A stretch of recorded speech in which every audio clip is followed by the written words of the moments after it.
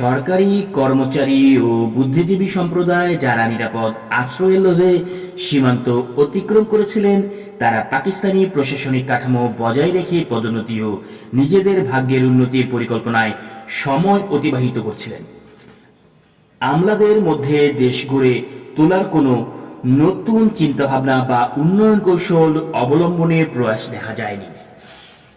স্বাধীনতার আগে 1971-এর 10 ডিসেম্বর ভারতে অবস্থানরত মন্ত্রিসভায় সিদ্ধান্ত হয় যে যে সকল কর্মকর্তা কর্মচারী পাকিস্তান সরকারের অধীনে চাকরিরত ছিলেন, বিনা বিচারে তাদের শাস্তি দেওয়া হবে না।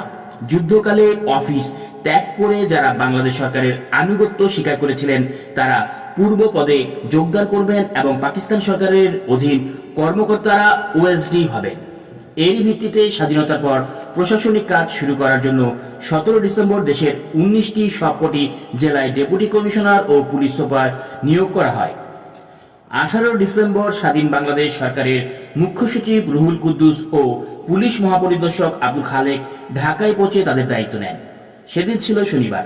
তারা একাই আসেননি, সঙ্গে এসেছিলেন ভারতের সরকারি আমলা ও কারিগরি বিশেষজ্ঞ দল। এই ভারতীয় বিশেষজ্ঞদের প্রত্যক্ষ তত্ত্বাবধানে স্বাধীন বাংলাদেশ সরকার তার কাজ শুরু করে। 19 ডিসেম্বর রোববার, সে সময় সাপ্তাহিক ছুটির দিন হওয়া সত্ত্বেও স্বাধীনতার আবেগ আনন্দে আপ্লুত সরকারি কর্মচারীগণ কাজে যোগদান করে। শুধু বিশেষজ্ঞ দল পাঠানোই নয়, স্বাধীনতার পরপরই ভারত সরকার বাংলাদেশকে 3 কোটি টাকা অনুদান দেয়। এটাই বাংলাদেশে গৃহীত প্রথম বিদেশি অনুদান। বাংলাদেশ সরকারের কোষাগারে তখন তেমন কোনো অর্থ মজুদ ছিল না। পাকিস্তান সেনাবাহিনী পরাজয় নিশ্চিত জেনে ডিসেম্বরের প্রথম দিকে state bank of Pakistan Dhaka অফিসে রক্ষিত সব অর্থ ও স্বর্ণ পাকিস্তানে পাচার করেছিল বা পুড়িয়ে ফেলেছিল। পাচার করার পরেও 100 কোটি টাকার সমপরিমাণ নোট ঢাকায় থেকে যায়, যা পাকিস্তানি বাহিনী শেষ মুহূর্তে জ্বালিয়ে দেয়। দেশের মানুষ বিশ্বাস করতে শুরু করেন অক্টোবর মাসেই ভারত সরকারের সঙ্গে প্রবাসী বাংলাদেশ সরকারের 7 দফার একটা গোপন চুক্তি হয়।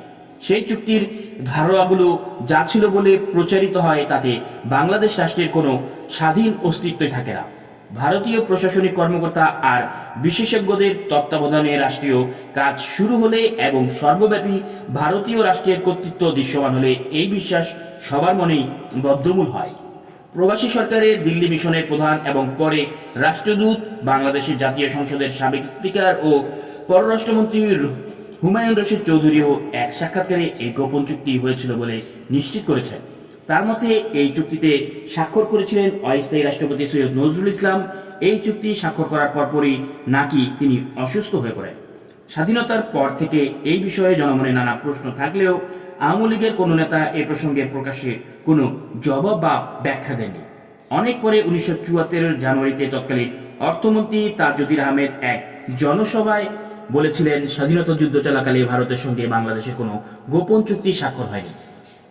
28 ডিসেম্বর 3 জন সংখ্যালঘু নেতা, যাদের মধ্যে চিত্তরঞ্জন সুতার থেকে ছিলেন একজন, ভারতের প্রধানমন্ত্রী ইন্দিরা গান্ধীর সঙ্গে দেখা করেন। তারা তাদের কাছে বাংলাদেশে ভারতের সঙ্গে অংশগ্রহণ করে রাখার প্রস্তাব রাখেন। প্রধানমন্ত্রী ইন্দিরা গান্ধী তাদের প্রস্তাব জবাবে বলেন, ইয়ে না মুমকিন হ্যাঁ। মুক্তিযুদ্ধের ফলে সামাজিক ক্ষতি হয়েছিল অনেক। ছাত্ররা হারিয়েছিল তাদের শিক্ষা জীবনের একটা বছর। অনেকেই লেখাপড়া আর শেষ করতে পারেনি। অনেকেই হারিয়েছিল তাদের পেশা। অনেক পরিবারই ছিল এক বা একাধিক স্বজন হারানোর ব্যবস্থা। কোনো কোনো পরিবারের সকল নারী ধর্ষণের শিকার হয়েছিল। পাকিস্তানি সেনাদের ক্যাম্পে আটক থাকা নারীরা মুক্ত হয়ে তাদের স্বজনদের কাছে ফিরছিল। সেই স্বজনেরা বেশিরভাগ ক্ষেত্রেই ধর্ষিত নারীদের সহজভাবে গ্রহণ করতে প্রস্তুত ছিল না।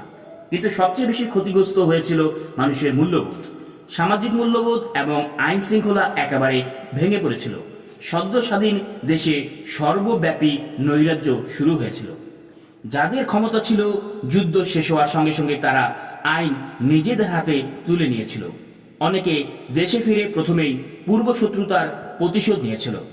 16 তারিখ নিয়াজির আত্মসমর্পণ পর থেকে শুরু হয়েছিল বহু মুক্তিযোদ্ধার উন্মুক্ত আচরণ।